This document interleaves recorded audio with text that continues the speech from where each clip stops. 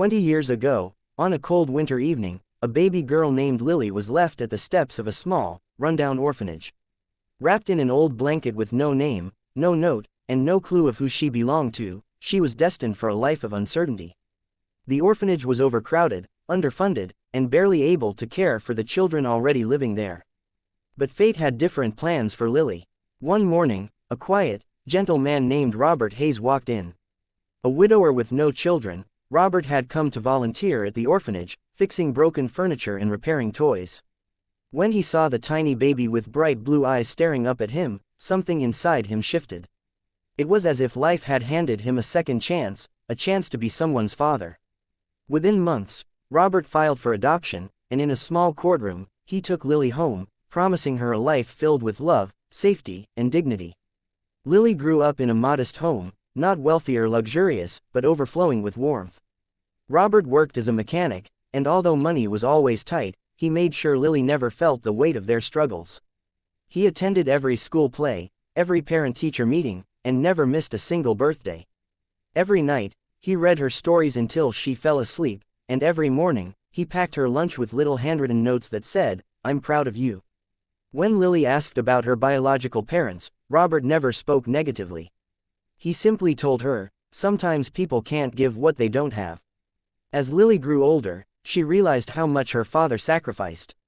She saw the tired lines on his face, the worn-out clothes he refused to replace, and how he skipped meals sometimes just so she could have enough. She never said anything, but those silent sacrifices found a home deep in her heart. By the time she reached high school, Lily had one dream: to repay the man who had given her a life worth living. She studied hard, graduated with honors, and earned a scholarship to pursue medicine. It wasn't easy, working late nights, juggling classes, and staying far from home, but every time she felt like giving up, she remembered Robert's tired smile and pushed forward.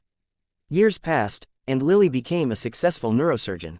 She returned home with a stable career, a future full of promise, and one mission burning inside her heart: to give Robert the peace and comfort he had denied himself for decades. But when she arrived, she found him older, slower, and living in the same old creaking house she had grown up in.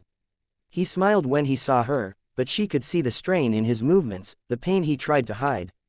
That night, as he slept in his old armchair, she made a silent promise: "It's my turn now." A week later, Lily took him out on a drive. "Where are we going?" he asked, confused. She simply smiled and said, "Somewhere special."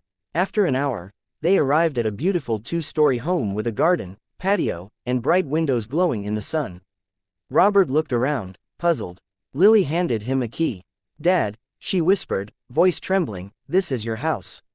Robert froze. "Lily, I can't accept this. You've already given me everything." She stepped closer, tears brimming. "No, Dad, you gave me everything. You gave me a home when I had none. You gave me love when I didn't think I deserved any. You gave me a life. Now let me give something back." He tried to speak, but emotion silenced him. That's when Lily gently revealed the truth. She had not only bought the house for him, she had retired his debts, paid off the old house, and arranged full medical care for him using her savings. "This is just the beginning," she said softly. "For 20 years, you carried my life in your arms. Now let me carry yours." Robert broke down, holding her tightly. "I didn't adopt you expecting anything in return," he whispered. "I know," Lily said, hugging him even tighter. "That's why I want to give you everything." Over the next few months, Robert's life transformed. He had a comfortable home, proper healthcare, and a daughter who visited him every day, not out of obligation, but out of love. And the happiest moment of all came when Lily finally told him, "Dad, I want you to walk me down the aisle next year." For the first time in decades, Robert felt young again, alive again. His daughter, once abandoned with nothing, had become the reason his heart overflowed. She repaid him not with money, but with gratitude, devotion, and a bond stronger than time itself. In the end, Robert realized something profound. The greatest gift he ever gave Lily was a home, but the greatest gift she ever gave him was the feeling of truly being a father.